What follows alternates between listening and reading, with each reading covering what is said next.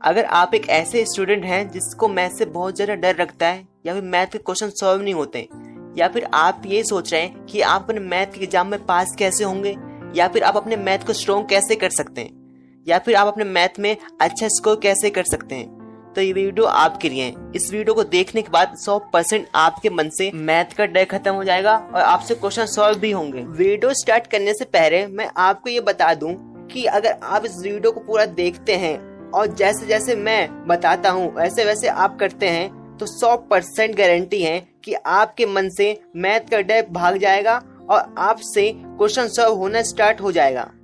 इस चीज की गारंटी मैं लेता हूँ, लेकिन शर्त ये है कि आपको वीडियो पूरा देखना है और जैसे जैसे मैंने आपको बताया है वैसे ही आपको करना है। सबसे पहले देखते हैं कि मैथ स्टार्ट कैसे करें। अगर आप मैथ में किसी भी चैप्टर के क्वेश्चन सॉल्व कर रहे हैं तो आपको उससे पहले कुछ चीजों का ध्यान देना होता है।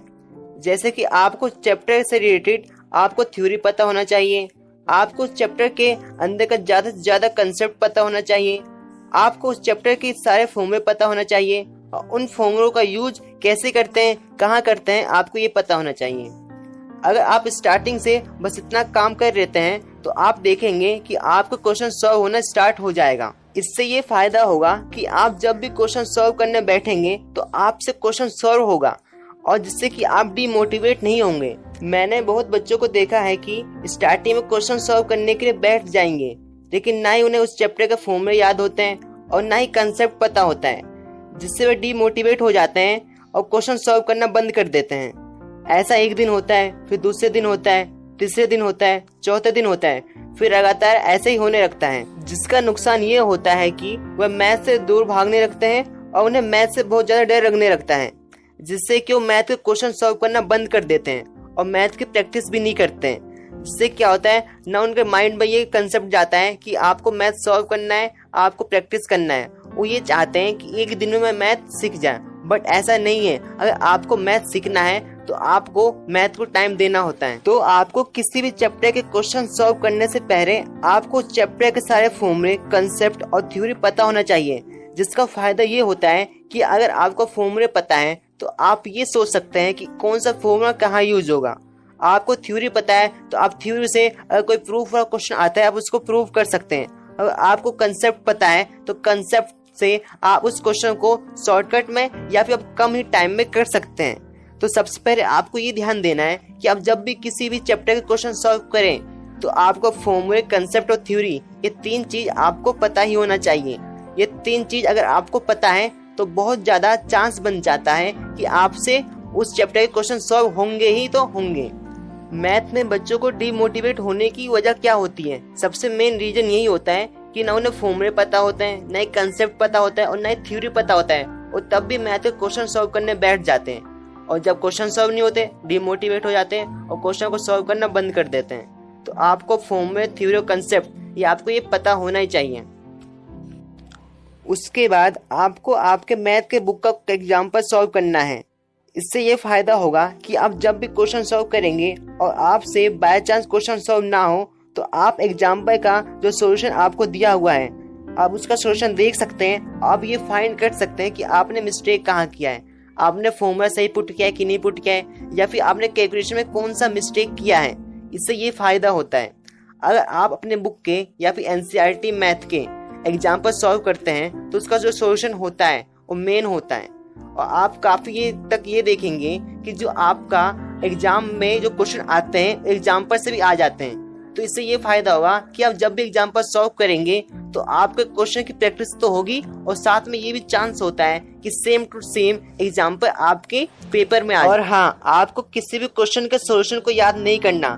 मैंने बहुत बच्चों को देखा है जो सिर्फ क्वेश्चन के सॉल्यूशन को याद कर लेते हैं। आपको उस क्वेश्चन के सॉल्यूशन को देखकर समझना है और ये देखना है कि कैसे क्वेश्चन को सॉल्व किया है स्टेप टू स्टेप, कि सबसे पहले गिवन क्या है ये लिखा है, उसके बाद फॉर्मूला पुट किया है, उसके बाद फॉर्मूला वैल्यू पुट की है, उसके बाद क्वेश्चन को सॉल्व करना स्टार्ट किया है। ये आपको सॉल्यूशन में होता है।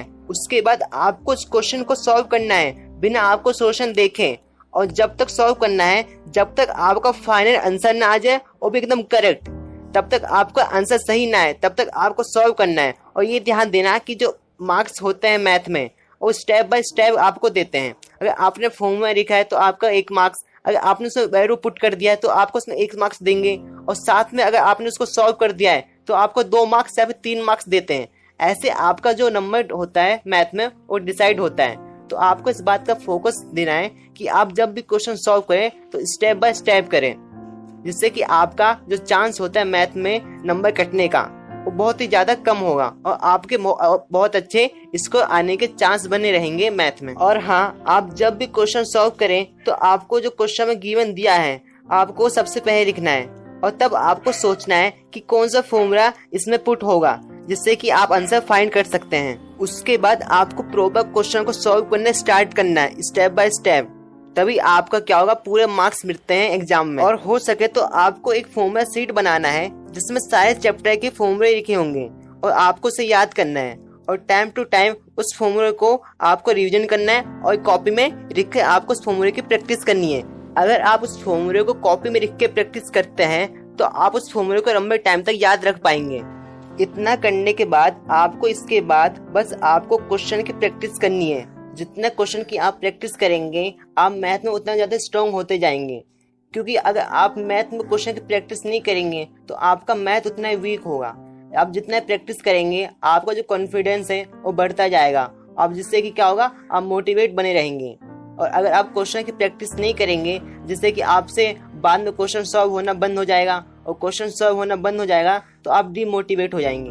तो आपको इस बात का ध्यान देना है कि आपको ज़्यादा से ज़्यादा क्वेश्चन प्रैक्टिस करनी है मैथ की, और आपको मैथ में ज़्यादा से ज़्यादा टाइम देना है, क्योंकि अगर आप मैथ में अच्छा स्कोर करना चाहते हैं तो आपको मैथ को टाइम देना ही होगा। अगर आप मैथ को टाइम देंगे तो आपके मैथ में 100% आपके बहुत अच्छे मार्क्स आएंगे।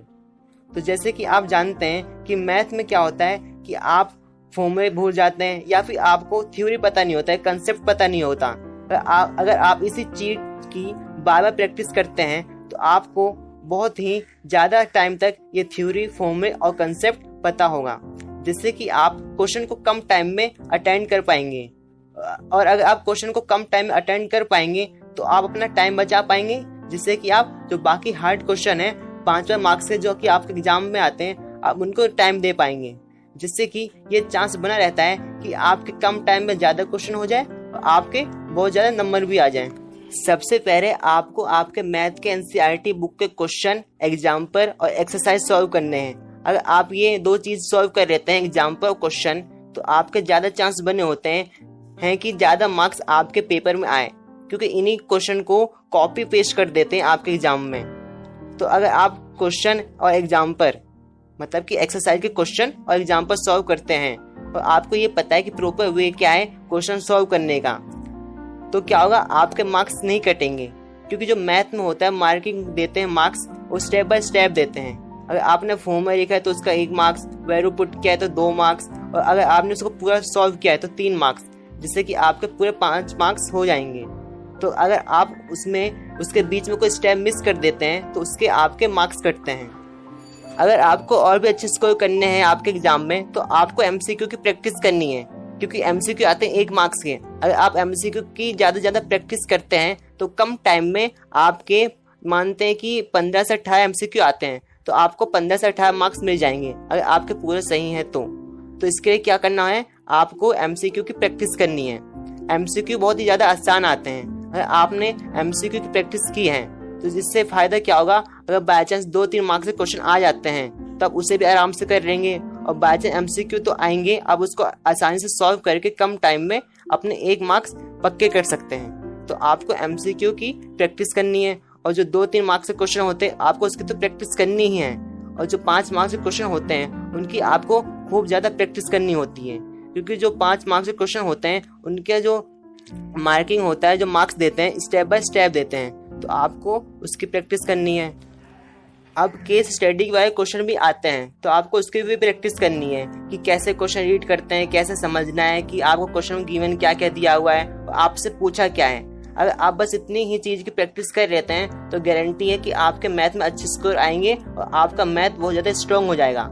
तो अगर आपको वीडियो पसंद आया या फिर आपको कुछ नया जानने को मिला तो आप चैनल को सब्सक्राइब, वीडियो को लाइक कर सकते हो, और हाँ, अपने फ्रेंड के साथ वीडियो को शेयर कर सकते हो। तो मिलते हैं नेक्स्ट वीडियो में, तब तक के लिए गुड बाय।